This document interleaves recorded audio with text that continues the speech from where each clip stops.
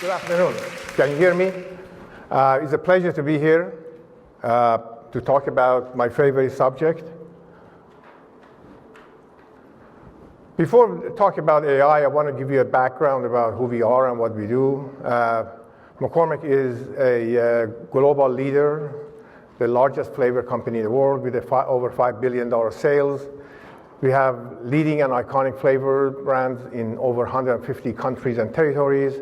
And about 60% of our business is to branded products for the consumer. The 40% of it is for other companies. So we are partners with the top 10 food packaging companies and also food service companies. And technically, especially in the US and most of the Western Europe, it's almost impossible to live here and within a 24-hour cycle, you do not consume some McCormick products, either directly or indirectly. And the challenges that we have, we have over 14,000 ingredients and sourced from 80 countries. So to give you a background about what we do as an R&D function, we are about 500 people in the combination of our culinary scientists, food scientists, flavorists, engineers, in 20 state-of-the-art technical innovation centers in 14 countries and speaking 9 languages. And we get a lot of accolades from customers and investors and so forth, but this one we just got from Morningstar said that McCormick Research Lab have become the best in the industry, in our opinion. I'm very thankful to them. I'm not sure I 100% believe in it, but I take the compliment very nicely. So to give you a background about how difficult it is, our work, is that first of all, our consumers are changing significantly in the last few years, and the younger generation, they are looking for different products, for more authentic products, more natural products, and also sustainable flavor. Our customers are changing dramatically. There's a tremendous amount of emphasis on cost management, especially, and require constant reformulation. There is a big war on talent, and all over the world. And for our work, someone who starts with us from college graduate or a couple of years of experience, it takes about somewhere between 5 to 10 years minimum to become efficient to do the product development. So it usually about 15 years is the optimum. And we also work with, we have 14,000 ingredients in database, but on a given basis, we also bring new ingredients. So it's tens of thousands of ingredients that we use. So it's a very complicated process. And then the process of stage gate and iterative process is a very time-consuming old system, but that's the only thing that the industry has. And also regulations. As you know, now the new administration is cutting regulations, but there is a tariff war now, and so constantly things changes. And so making a product for a global company that wants to operate in 150 countries is very, very complicated, and you need to have a tremendous amount of flexibility in how to respond to the changes in the regulations and tariffs. So we built this vision a few years ago to say, in order for us to be an exceptional, what can we do that we move from ordinary to extraordinary? So in order to create an exceptional R&D organization, I thought that we need to do 4 things. One of them was that we have, as I said, 500 people in 14 countries with a very different levels of experience. What can we do to make everybody of this 500 as good as the best one we have in every subject that we think that who is the best practice? So that's really tremendously elevate our organization to something that doesn't exist in the industry. Second one is we are highly dependent. We are a growth company. We are considered a high growth food company. And in order for us to be successful in that, we need to innovate more. So I didn't want to looking for incremental, so what can we do to create a exponential innovation? So our target was to increase the rate of innovation by 300%. And the other one is that if you're familiar with the food industry, you know that the average shelf life of a product in the market is about 3 to 5 years. So we have iconic products such as Oreo cookies or Philadelphia cream cheese, but the majority of the products that are introduced in the market today, after 3 years, 5 years, they disappear. So how can we enhance the stickiness of the product in the market? And yesterday there was a session about plant foods and how popular it is. I think what can we do to develop products for healthier, better for you market around the world, or sustainable consumer around the world? So these are all pretty tall orders, actually.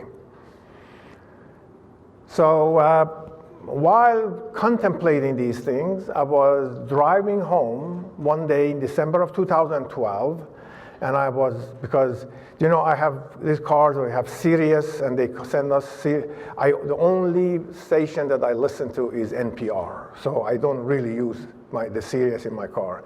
But it was in the afternoon, was a program called All Things Considered, most of you are familiar with. A gentleman by the name of Robert Siegel, who's now retired, he was interviewing a scientist at IBM Research. And the name was Dr. Lav Varneshny. So Dr. Varneshny were talking about IBM's basically Chef Watson.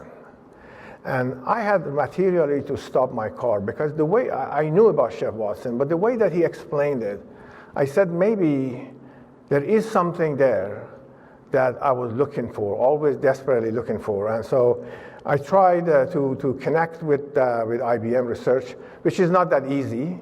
So finally we got together and we decided all of these things to do it, and then our attorneys got involved. When lawyers get involved, it takes another time. So we really started our program late 2014, but early 2015.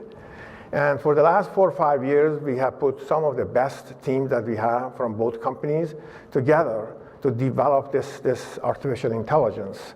And basically, McCormick is truly one of a kind because we have kept our data for in R&D, sensory data, consumer data formulation for the last 30, 40 years, since 1980s. So we already loaded about over 1 billion data points to the system.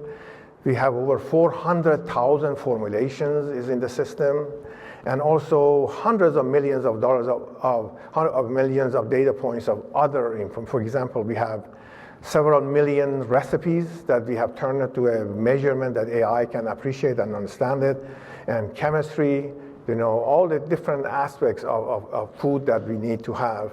And also we put in some of our best developers. That's one of the things that is the secret to it. You need to put together your finest and brightest on this project. And then we worked with IBM that really Richard's going to talk about the IBM's commitment, but they have really some of the top researchers in artificial intelligence in the world, actually. So we are working on it for the last 5 years. It's not new, but we just basically publicized it last February. So the challenges that I had is very daunting, actually. It's very counterintuitive. This is the last place that you think. We brought in several consulting firms that they are big in AI, and none of them said that this is possible.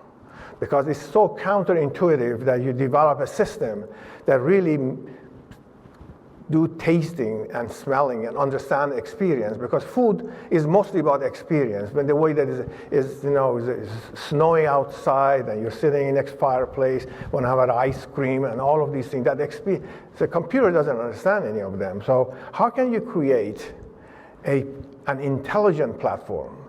So we talk about software. This is not a deterministic software. This is an algorithm that learns and keeps learning. And so how can we create something that can learn and get better all the time? And also, we know that a computer cannot taste or smell. So how can you create something that can make it almost like that? And also, the developers, after a while, they are very proud of what they do, and they are really focused tremendously on their work. So convincing them that they need a business or a PD partner is not that easy. Most of them, they really, they think that everything that they know, they need to know, they have it. And also, how can now we create something that's a threat to them? Because the previous speakers talked about it, is that, so is it something that is going to replace me? Or is that something that it impedes my ability to grow, or is something that it really helped me? So we have a tremendous amount of challenges to making this work. So this is a new way of working, but I'm not going to talk about this because this is something Richard would focus on that. I want to talk about some of the outcomes that we had. It's amazing. For example, like if you develop a product, the way that you develop a product is to start with a seed formula. If marketing wants you to develop a new grilling flavor. So you look at your database, you look at seed formula or starting formula, and then you make it, and then you test it, and you make it another test it. So usually between 50 to 150 iterations takes to make a product go to the market. But we have learned that with proper instructions and so forth, you can dramatically reduce that by using the AI. And so we think, we have seen a better than 70% actually reduction in development and efficiency and stickiness. We have, these are the products that we introduced to the market last summer, but we are working on so many different products. And our notion is by late 2021, all of our labs around the world are, every day, the product developers would be using AI. They call it inspiration partner. Really is not that, that is not something that replaced them. But you imagine, like, for example, we have over 200 scientists in Hunt Valley, Maryland. We have 12 in New Delhi. We have 60 in Shanghai. We have 15 in Poland, in Warsaw, near Warsaw. So if you're in Poland or in India with only 12 people to sign, you're in a distinct disadvantage. So, but if you have the knowledge of the collective wisdom of all 500, suddenly you're becoming a completely different organization. And that is the goal, and that is something that we think is easily achievable. I wanted to finish this by a few points, is that AI will provide significant competitive advantage. But when we move to this is becoming geometrically more complicated and challenging. So how to create something that is a flavor plus cost. Flavor plus cost from health and wellness. For example, like if you want to develop a product at low salt, one of the issues we talked about it yesterday as speakers as well. When you develop something that is very healthy, to the eye of a consumer, that does mean that it's not very tasty. But the AI, what it does, when you limit the amount of salt, it uses the level of salt or sugar or fat, but uses the enormous database to really make it more delicious. Makes it the best flavor you can get. And then sustainability and carbon footprint. So all of these things make it happen. The other one is that, and we have seen it already, that it really, for us, is becoming a magnet for us. We have had several opportunities to hire highly talented people that we were not able to do in the past. One of the main reasons, one of them, she mentioned, just we hired someone, a very talented individual, a couple of months ago, and she said one of the main reasons of her coming to McCormick is because she thinks that while we're using AI, she can upgrade her own personal skills and so forth. So it has become really a magnet for us to hire others. And also, eventuality is that mass customizations and basically, everybody wants to have their own personal experience and personal flavors. And I think AI can create that opportunity because the capability of the system is is limitless. So we think that as consumers change and they need for faster flavors, faster new products, we can, for example, in e-commerce. So when you develop a product, you want to put it in a grocery shelf, you have a limited space. But when you want to put it on Amazon or any other e-commerce platform, there is no space, shelf space limitations. Instead of 500 products, you can put 5,000 products, 10,000 products, new products. And AI is technically the only system that is available that you can do all of these things on a timely basis. With that, I get Richard to talk about more on the technical side of it. Thanks, Matt.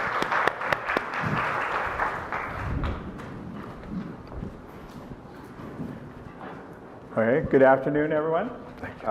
Just give us a second to get the other slides up. Well, let me begin. So as you know from the previous AI talk, for a long time people have been asking whether computers can be intelligent, which is kind of a hard philosophical question to answer because we don't really know what intelligence is. We think certain tasks require intelligence. But our group, as Hamed mentioned, was actually interested in a different question, which is whether or not computers can be creative. But like intelligence, creativity is something that's kind of in the eye of the beholder. It's like beauty. People think they know something is creative when they see it, but it's very hard to define. And we also know that, well, I'll keep going.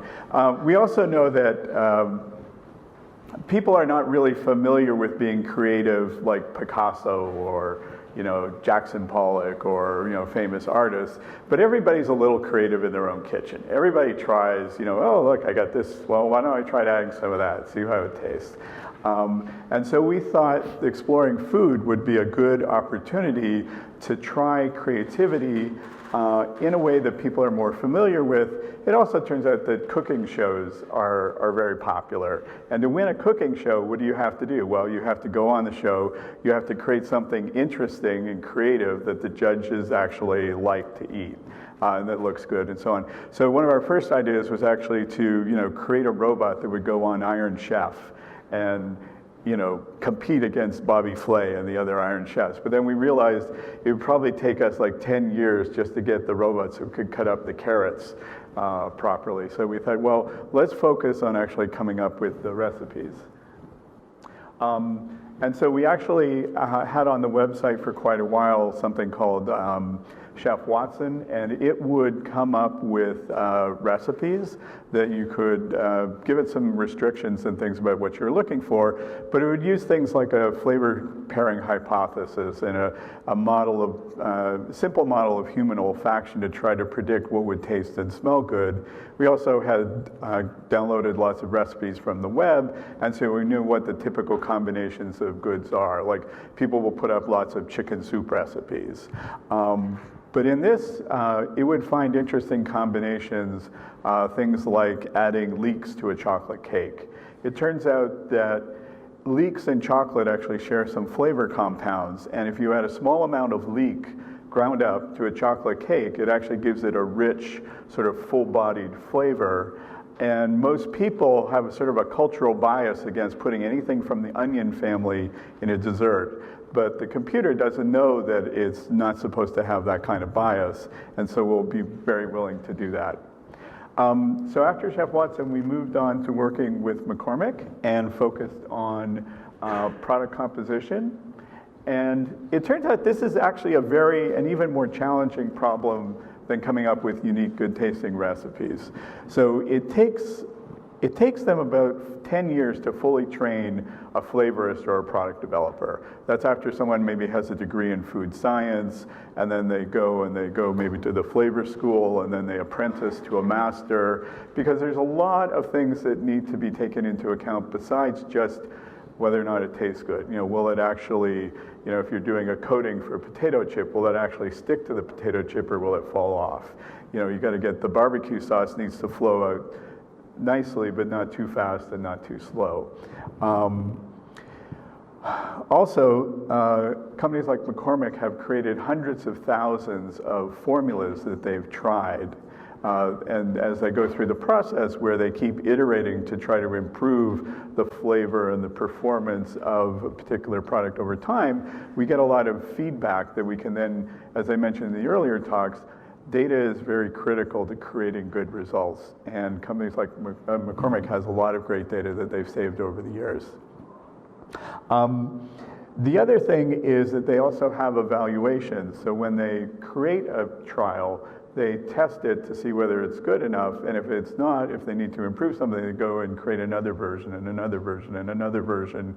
And we can see how they've been exploring the space, and eventually when they get to something that's, the ultimate in what they want to actually put into the market, and eventually we learn how well it does in the market itself. So what we've done is create some new learning algorithms and applied some traditional machine learning algorithms that try to take all the information that's in their databases about all the formulas and all the test results and everything they have and turn it into usable knowledge that we can offer to the product developers at the point where they're trying to create and improve a particular product. Now, the system is not going to replace a product developer because the system can't taste, it can't smell, it doesn't have some of the cultural knowledge that we all have and that the product developers have. But what it can do is it can look over the hundreds of thousands of recipes or formulas that have been created, look for patterns of what works and what doesn't work, what combinations of things work, what ratios and amounts work well in particular areas, and make suggestions. Well, if you want to, improve this particular thing, you should try this, or you should try this. And it can give them, hopefully, good suggestions for them to get to a better result more quickly. And in particular, we think it helps both the novice and the very experienced people. So for novices, I think McCormick has on the order of like 3,000 different ingredients you can use. They have maybe 150 different garlics. You say, well, why would you need 150? Oh, well, there's Asian garlics and American garlics. There's kosher garlics. There's halal garlics. There's GMO-free garlic. There's organic garlic. And then each of those garlics come in different grain sizes. And is it fresh garlic? Is it powdered garlic? Is it garlic chunks? And when you look at all those things, you end up with, 150 different kinds of garlic you can use. And what is the exact right garlic to put into this particular product?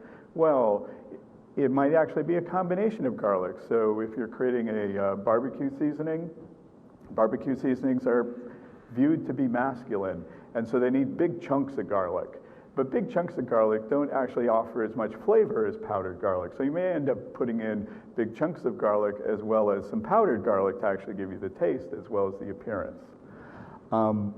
And so offering advice to the novices or the new product developers can help them learn about things that their more experienced people already know.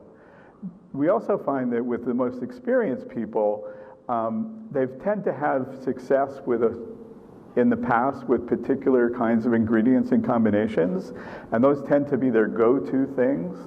And what we try to do is basically learn all of these good patterns from all the different developers and then kind of cross-pollinate them to give even the most experienced people ideas of things that maybe some of their colleagues would have tried, but they wouldn't have tried because they're not familiar with it.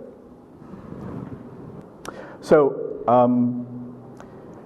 what we have is information about the raw materials, about the formulas, all the attributes of the raw materials and the formulas, and success evidence. So how well did it do in a bench test, in a consumer test? Was it sent as a sample to the client? And did it actually go on sale, and how long did it sell for? From this, we learn about things like substitutes and complements. So which ingredients go well together, which I can use this ingredient instead of that ingredient. For example, in a gravy, I can use either flour or cornstarch to be the thickener, and so they're functionally equivalent, even though they're not the same thing. I can also learn to estimate a perceptual distance. So what we want to do is, given three formulas, which two would you say actually taste most similar? Because you can get the same taste effect with different ingredients. especially in the flavor space, when creating flavors. And so we want to actually predict, are we still within the same sort of flavor profile, or have we moved to a novel flavor profile? Because we help the developers do one of two things. Really, are you trying to improve the liking for this particular product that you're working on? Or are you trying to create something completely novel that hasn't been done before, that has a different flavor profile, where you're adding, say, heat to pumpkin spice, and you're creating a sort of a hot pumpkin spice, which is something that's not just making pumpkin spice better, but is actually making sort of a new flavor combination. And then finally, to help the developers, we actually generate full formulas that are in their target area, and they can use those as suggestions. They can combine them with their own things, and eventually they can put them into their own bench tests and taste them and see how well they do. And to wrap up, if you think about it, food formulation, creating flavors in food products, there's a lot of consumer products, and this is partly why IBM is also interested in it. There's a lot of products that are really defined by their formulations. A lot of consumer products like flavors and fragrances, but also cosmetics, laundry detergent, soap, and shampoo are really formulated and reformulated to create new products or to improve the performance of existing products. And then there's industrial products like adhesives and lubricants and even concrete. We're doing a project with the environmental engineering team at MIT to come up with more environmentally sustainable concrete formulations that reduce like the greenhouse gas and water use and other things, to create concrete formulas that have the same strength but have lower environmental impact. So with that, thank you very much. We're going to have Richard stay on stage, and we're going to bring Hamid back up. Thank you so much. That was fascinating. All right. So that was interesting. Let's give a big round of applause, please, again, for both of our presenters. So as you guys started working together, we have two kind of halves of the equation, right? So when you had your aha moment listening to NPR, and you wanted to do this. What was sort of the biggest, you talked a lot about fear, about people and their jobs being replaced, but was there any other cultural fear about sort of the perception of handing this off to technology, or any other cultural pushback that you got when saying, hey, we want to implement this? I think the biggest one was believability, because with all due respect, we have actually probably one of the largest group of chefs in the world, and our culinary center probably is one of the finest in the world actually. But chefs usually do not develop products. They inspire, they create gold standards. So chefs work with maybe couple of hundred ingredients. Some of them may be special balsamic vinaigrette that only you can find it in Tuscany for $1,000 a pound. But product developers work with 14,000, 20,000 ingredients. So translating that Chef Watson to something that the product developer this was a huge leap of faith. Yeah. And that was probably the biggest thing concern that I had when I started. This project in general, if you want somebody who wants to do this, it usually has to start from top down, because when I presented that to our management team, to the executive thing, and I said, basically, I'll promise you that we're going to have a lot of failures on our way doing this. So this is something that from the top of the house should believe that this is an experiment that no one has been able to do. We brought several consulting firms, IT firms, and none of them said that this even can be done. Okay. So this is very unique. So the only thing that you can do is to have faith and believe and commitment from the top of the house that you can make something this happen, and bring us away with change management. We have actually an organizational psychologist as a change management. So making sure that people that are using this, they do not see this as a threat to them. Okay. And then, Richard, from IBM's perspective, what I'm really glad you put up there was that last screen talking about just applicability to why you're interested in McCormick. Right. For people who look at IBM and go like, oh, maybe they could help with my particular, a problem that we're looking to AI to help with. Right. What is interesting to IBM, and sort of, and you can be specific to food world or anything, but what would, as you look to partner with people, what are you looking for to bring like your tech skills to help? Right, so there's really a couple parts to IBM. So, I mean, IBM has like 400,000 employees, so we have a few different parts. So I'm in the research arm, and what we're looking for in particular is challenging problems that have never been done before that give us an opportunity to develop new AI techniques. And there's also consulting parts of IBM that help people apply AI techniques to particular business problems. So they'll help you actually, formulate the problem, locate the data, feed the data in, get the results. And so if what you have is sort of a fairly standard business problem where you have some data and you need to get it analyzed and do some prediction, the global business services would handle that. But for research, we're really interested in problems where we don't know if there is a solution. Okay. Hamid, what did you have to do organizationally? So I understand it's from the top down, right? But what were some things you actually had to add? Because McCormick is an old, I don't mean that in pejorative, it's an established company. It has a storied past. But so how do you prepare an organization for this change? What did you have to implement in order to sort of welcome this whole different approach to flavor and product creation? Well, the biggest one is that I almost talk to every product developer in the organization, personally myself. The ones that are in US, North America, or talk to them on a daily basis, and took them through this journey, so there would be no surprises. And we created a very kind of like cross-functional team from different groups. They call it subject matter experts.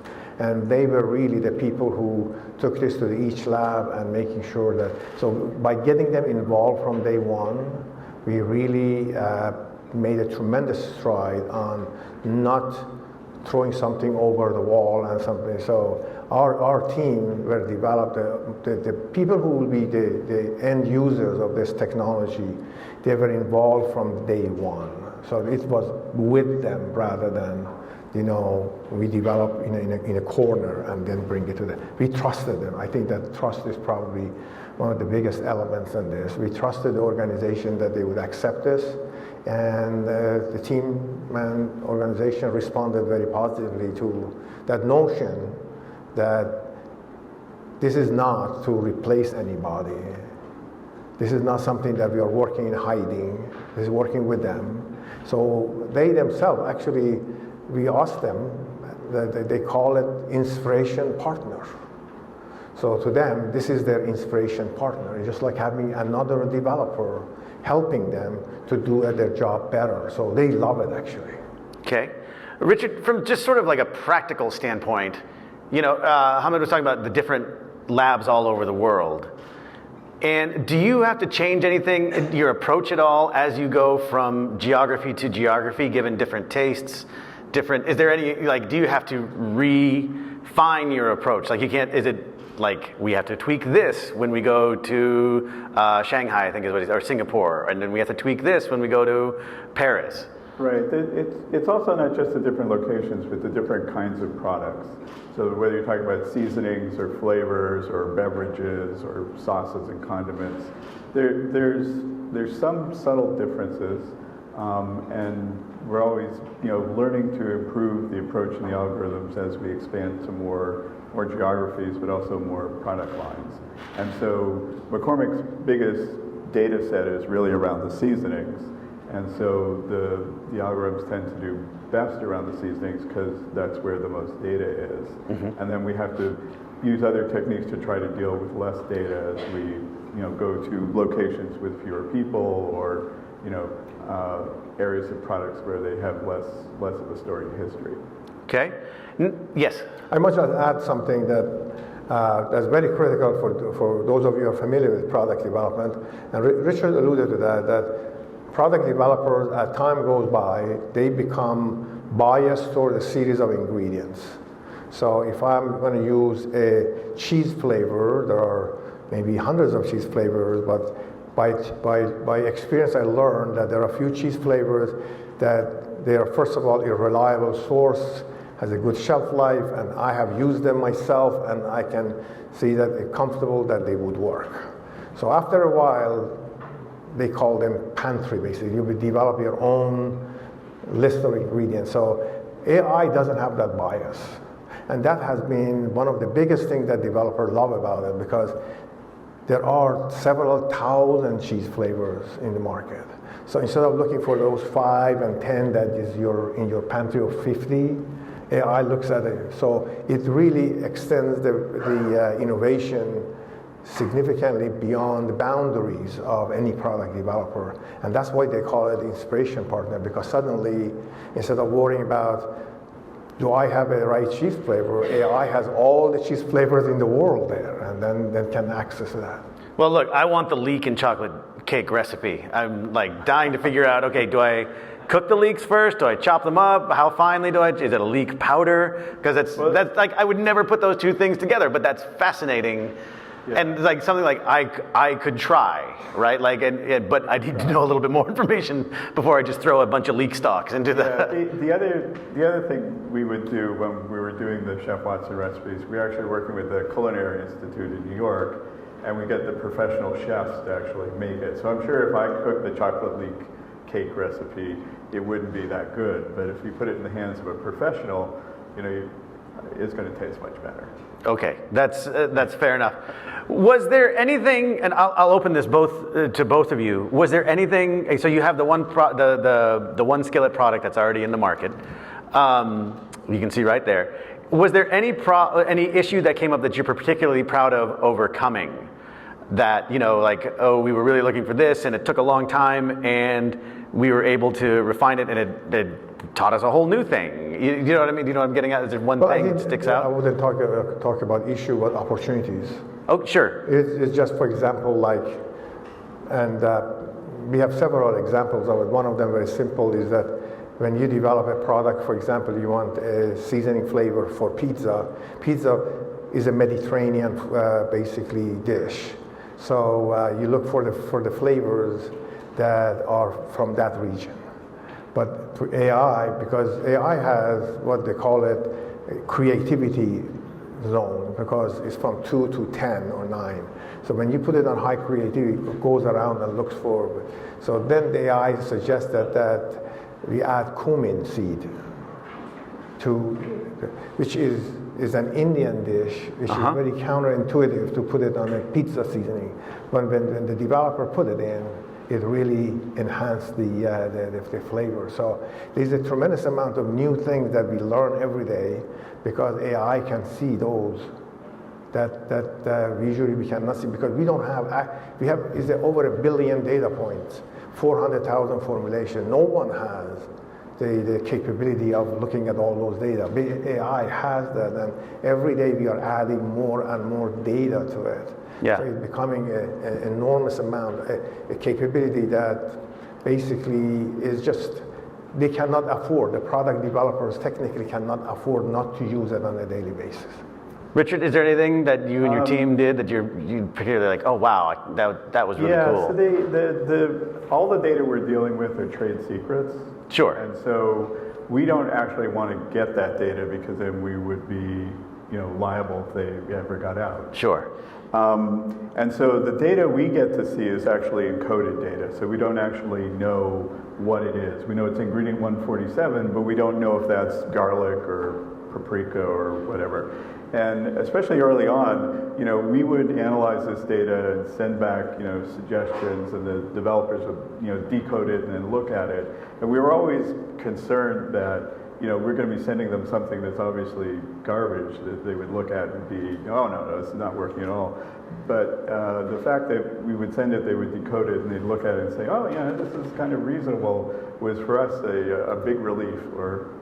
So I mean, you're kind of operating blind in that in that regard. That adds a whole other layer of, because your team. Yes.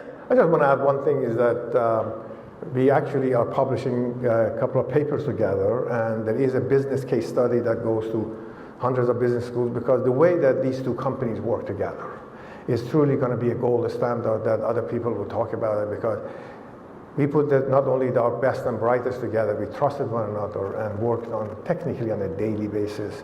Is truly one of a kind, that how much these two companies are, because fortunately we are not working with IBM. Every company works with IBM, but this is IBM research. So it's R&D at McCormick, at R&D, and so bunch of really high-tech scientists, and they really cannot wait to see one another work together. So this has been truly a best practice for a lot. I'm sure that there would be, maybe one day would put a book about it, is that how we can work something that is an impossible thing to do together by putting our best and brightest and enormous amount of trust between the two business functions. Excellent. And I hope that book includes whatever recipe formulation it is for the hot pumpkin spice, because I think that's a winner right there. Hot pumpkin spice latte, you heard it here first.